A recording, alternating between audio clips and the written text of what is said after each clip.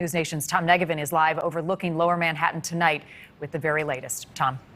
Actually in Manhattan tonight, Marnie, a city that's been in a heightened state of awareness for the past 2 decades. Officials here saying today there's no known or specific or credible threat, but counterterrorism measures here already heightened as we prepare to mark 20 years since 9/11. The latest bulletin from the Department of Homeland Security's National Terrorism Advisory System came out 13 days ago. It stays in effect until Veterans Day, November 11th, but could be extended long after that.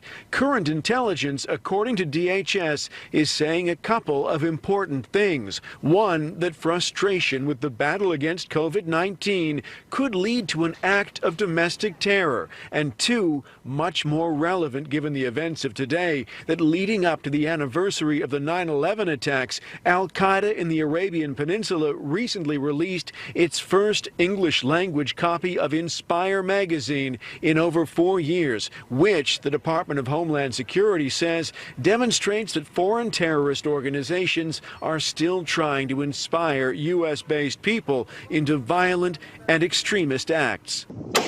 Watching Afghanistan quickly fall as the U.S. withdrew, national security analysts feared this day was coming. There was no safe way of getting out of this 20-year mess. And we're seeing how difficult it is to unravel these circumstances once you get involved.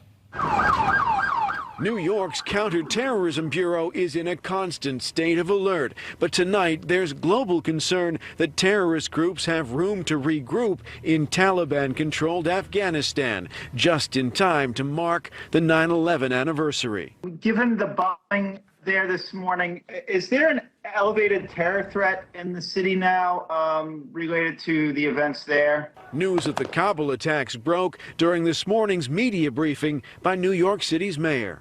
We're watching that very closely. We do not have a specific and credible threat directed at New York City right now, but we are watching closely, and obviously our counterterrorism apparatus can move very quickly if we see anything of direct concern to us.